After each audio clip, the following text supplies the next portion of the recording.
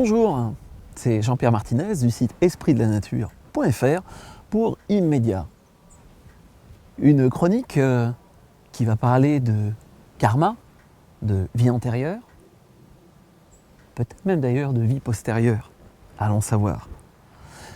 Avec effectivement du rapport au temps, avec un certain nombre de choses. Tu vas découvrir tout ça et sûrement des choses qui vont peut-être te surprendre. En commençant par le karma. C'est quoi le karma? C'est quoi le karma? C'est le rapport tel que finalement souvent on nous le présente.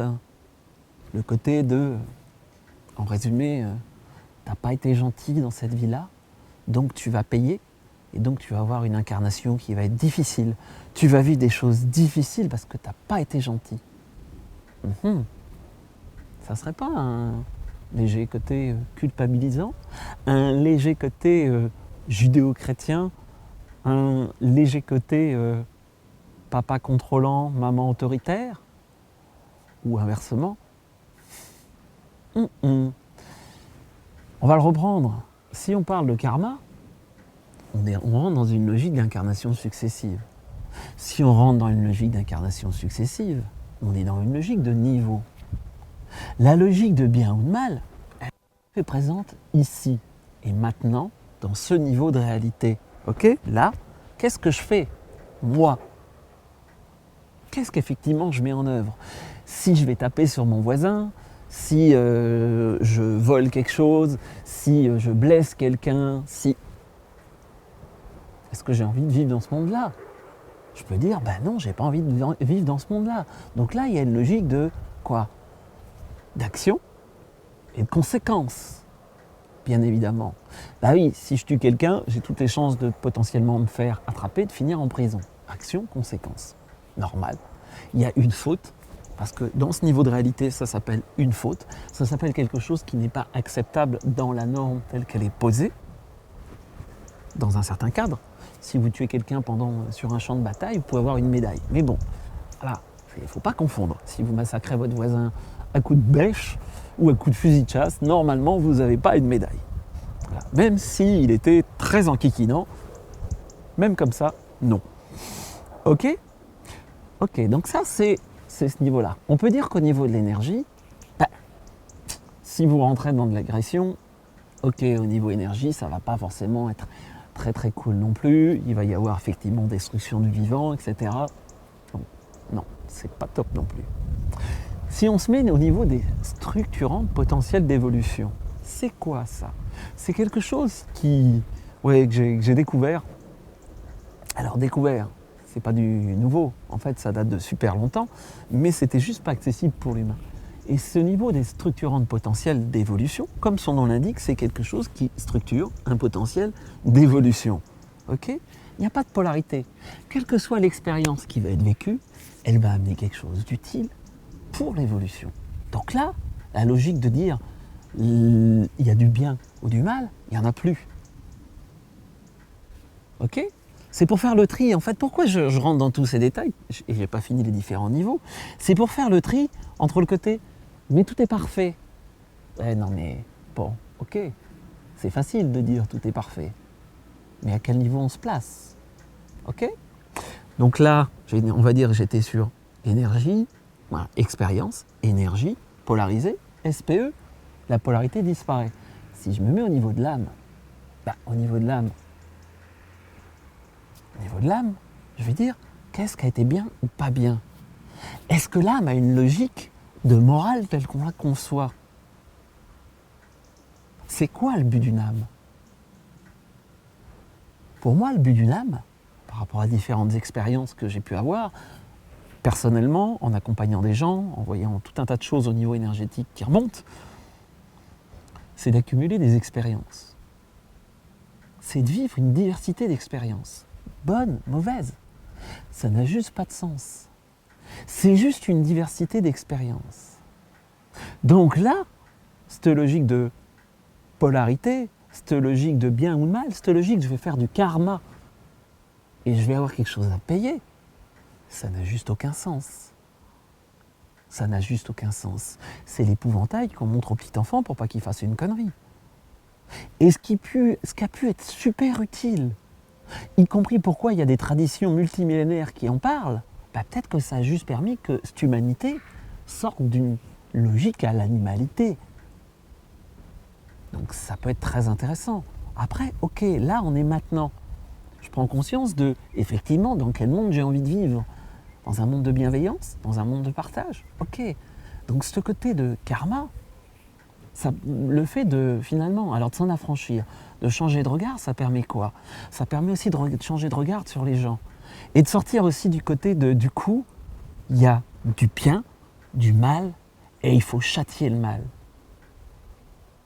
Parce que ça, c'est intéressant à regarder sur effectivement les deux premiers niveaux, d'expérience et d'énergie.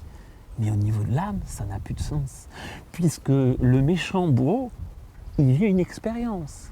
Et en plus, il permet de vivre finalement à la pauvre victime par son expérience aussi. Et que si ça se trouve, simplement, ok, ça c'est vécu. Et puis à un moment donné, dans une incarnation autre, il pourrait y avoir effectivement une inversion de rôle. Toutes les âmes n'ont pas forcément besoin de vivre toutes les expériences. C'est un petit peu l'idée de, dans une bibliothèque, l'idée c'est pas que chaque livre raconte tout, c'est que dans toute la bibliothèque, on puisse avoir la totalité des possibles. Et un livre, on va dire que c'est une vie, mais la vie d'une âme, depuis qu'elle est sortie de l'unité, jusqu'à la fin, jusqu'au retour à l'unité. Ok? Donc, du coup, change de regard. Je ne vois plus la personne comme malveillante à son niveau subtil. Quand vous êtes en tant que victime, c'est pas la peine de squeezer les niveaux. Ce qui est tout à fait logique de dire, ok, voilà, j'ai mon enfant qui vient de se faire tuer par quelqu'un, je lui en veux, j'ai même envie de le tuer, j'ai même envie de... Ok, c'est humain. Rejeter ça et dire mais non, je suis dans la pleine acceptation. La plupart du temps, c'est du mental. Bah oui, il faut à un moment donné se mettre un petit peu aussi en... Ok, reprendre les trucs, c'est facile à dire, après c'est à vivre. Donc on était au niveau de l'âme. Bien évidemment, on a le niveau de l'unité. Au niveau de l'unité, ça n'a encore moins de sens. Puisque c'est juste à un moment donné l'unité qui s'expérimente. Donc que ça soit effectivement dans de la destruction, ou que ça soit dans un grand élan d'amour, c'est pareil. C'est juste de l'expérimentation. Alors on va redescendre. Il semblerait qu'on ait déjà vécu beaucoup de moments de combat, traumatisme, et que peut-être qu'on peut rentrer sur un nouveau mode. Le mode de la bienveillance, le mode de la transparence, c'est-à-dire d'être au clair avec ce qu'on est, le mode de la coévolution. On est sur une horizontalité et on a à apprendre de tout le monde. À partir du moment où on regarde l'autre avec bienveillance. Ça vous cause ça? Ça change vraiment le regard sur le monde. Et du coup aussi le regard, cette logique de changer de regard sur le karma. Donc, et alors là je vais faire du karma ou je vais péter du karma et autres. Bref, on va dire qu'à un certain côté, ça n'a juste aucun sens. Ça n'a juste aucun sens. C'est bien souvent, voilà, chacun après comprend les notions par rapport au niveau où il est. C'est tout. Et puis parfois, il y a le côté où il n'y a même pas de réflexion. C'est juste que ça a toujours été dit comme ça, donc c'est comme ça. Bon, voilà. Bref, chacun et je ne suis pas là pour vous dire c'est comme ça. Vous faites votre expérience et vous verrez bien. Et vous verrez bien aussi avec quelles valeurs et quelles croyances vous avez envie d'y vivre et qu'est-ce qui résonne et qu'est-ce qui vous semble cohérent. Gardez, je dis souvent, ça c'est pas juste pour poser un bonnet ou un chapeau, c'est aussi pour garder effectivement de la réflexion. Bon, et alors là-dedans, il y a, oui mais dans une vie antérieure, j'étais, je sais pas moi, j'étais un bourreau. Et donc c'est ça, je porte la culpabilité. Et d'ailleurs, il faut absolument aller voir dans ces vies antérieures. Si c'était quelque chose qui était absolument judicieux, peut-être que tout simplement, on en aurait conscience. Et parfois, le côté de « oui, je fonctionne comme ça parce que dans la vie antérieure, voilà, mais non, mais là, je dois souffrir. Hein. Et puis effectivement, je ne peux pas me réaliser et je ne peux pas réaliser tout mon plein potentiel parce que dans la vie intérieure, j'ai été méchant. Et si à tout hasard, ça pouvait ressembler juste à une excuse pour garder les mains dans les poches, pour dire regardez, c'est pas de ma faute. Alors ça peut être aussi j'ai été une pauvre victime et donc je suis en souffrance et je souffre de ça. Et au niveau de l'âme, c'est juste un jeu. Et les incarnations antérieures, c'est pas au niveau du corps, c'est au niveau de l'âme. Je suis pas forcément un grand fanat d'aller chercher dans les vies antérieures. Ça m'arrive de le faire pour des personnes que j'accompagne. Dans plein de cas, ça sert à rien. Juste de dire, là, on est ici et maintenant, il n'y a plus de guerre, il n'y a plus de destruction massive, il n'y a plus ici, parce que sur cette planète, il y a des endroits où c'est une autre histoire, ok. Mais là, c'est fini. Donc, comment à un moment donné, vous vous autorisez à dire, ok, je suis moi, pas besoin de culpabiliser, j'ai pu avoir les comportements les pires, de toute façon, à un moment donné, c'était juste un jeu. On va même le ramener dans l'ici. Ouais, il y a des moments où j'ai fait vraiment des choses où je ne suis pas fier. Bah, qu'est-ce que tu as envie de construire maintenant?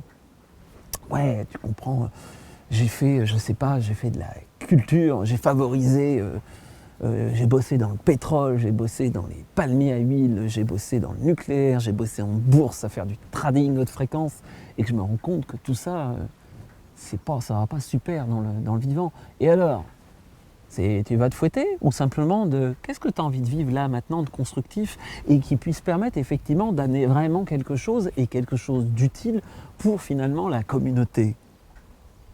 Et dans quel sens tu as envie de voir cette communauté évoluer vers de l'involution, vers de l'évolution, vers du partage, vers de la transparence, vers de la coévolution. Ok? Alors, pour simplifier, j'ai gardé une logique de vie antérieure. Certains parlent de « et alors, on vit plusieurs incarnations simultanées ». Allez, je vais même poser la chose. De toute façon, même les plusieurs incarnations simultanées, c'est pas encore la vraie représentation du temps non plus. Donc l'idée, c'est pas forcément... je prends parfois cette analogie en disant « est-ce qu'on veut absolument tout savoir comment fonctionne le subtil ? Et pourquoi ?» Parce que très souvent, du coup, ça donne de dire « pendant que je fais ça, je ne fais pas autre chose et je ne me mets pas en action. » Vous voyez, ça vous parle, ça, des fois? Donc, autorisez-vous donc à vous mettre en action, à vous mettre au présent. Et qu'est-ce qu'au présent? Là, vous voulez vous mettre en action. Ça permet aussi de ce rapport à changer le regard. Ah oui, parce qu'il y a les bonnes, les mauvaises énergies, comme les bonnes et les mauvaises personnes.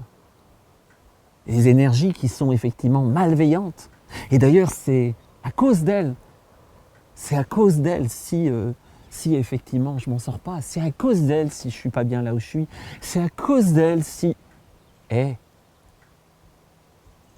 ça vous rappelle pas quelque chose, ça? Ouais, ça marche bien quand on est effectivement un enfant.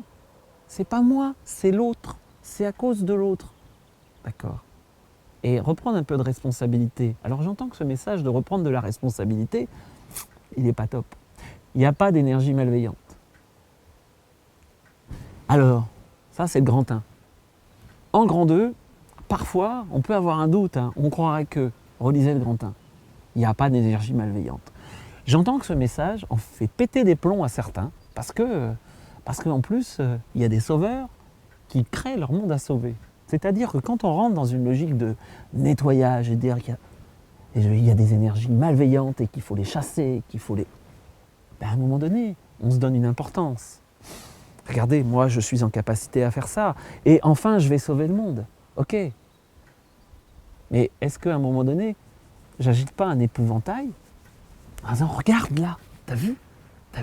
C'est un fantôme. Non, c'est un drap blanc que t'as posé. Et tu te fais croire que c'est un fantôme. Et tu fais croire aux autres que c'est un fantôme. Et qu'en plus c'est dangereux. Oh.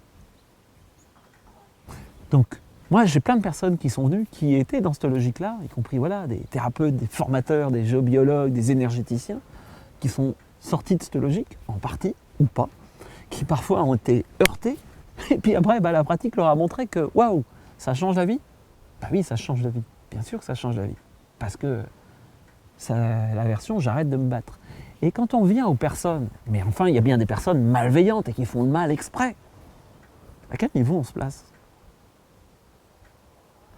Et de regarder que parfois, quelque chose qui peut sembler malveillant, oui, mais quand même, la personne, elle a tué quelqu'un, là, avec un coup de couteau. Et si c'était la seule solution pour lui de récupérer de l'énergie? Et que finalement, à quel endroit on met la malveillance? C'est sa seule solution, et en fait, c'est sa moins mauvaise solution pour rentrer en lien. Elle n'est pas bonne? Non, on est d'accord. N'empêche que sortir la personne du comportement qu'il a pu avoir et de ce qu'il est tout au fond. Mais alors l'humain est foncièrement bon? Vaste question. Ça pourrait faire un sujet de philo pour le bac. Et je ne vais pas donner la réponse. Si, je vais la donner. Pour moi, oui.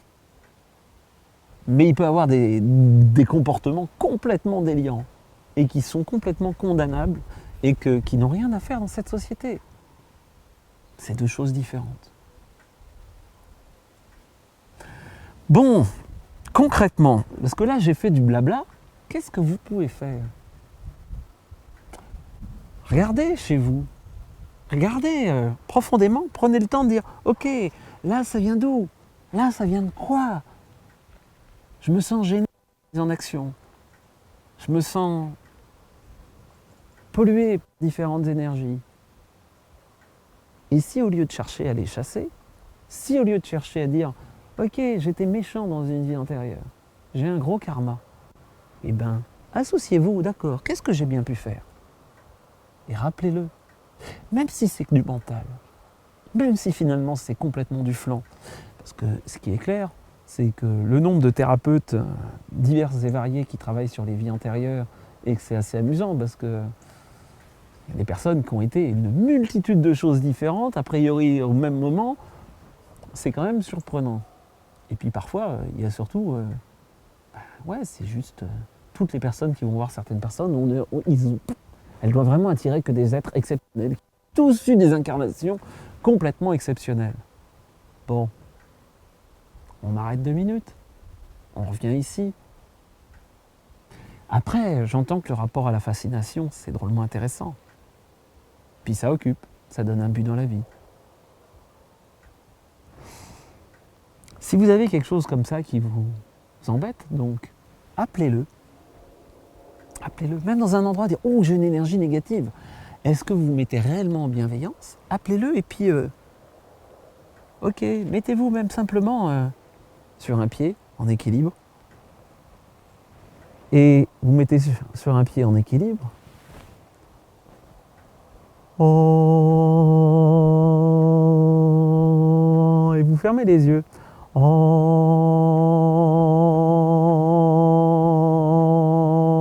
vous allez voir que c'est un peu plus dur à tenir. Faites-vous donc ça, y compris chez vous, dans des endroits où il sent un petit peu de tension. C'est un exercice tout simple, hein. C'est en fait en travaillant sur l'équilibre, en travaillant sur remettre de la vibration, eh ben, ça modifie et ça permet en fait de se connecter à quelque chose de plus subtil chez soi. Ça peut être aussi simple que ça. Ouais, faites-le. Faites-le et mettez un commentaire en dessous. Parce que c'est bien de regarder effectivement la chronique sur Immédiat. Mais à un moment donné, c'est le partage. C'est la mise en action et le partage de votre expérience. Donc faites-le. Pas une fois.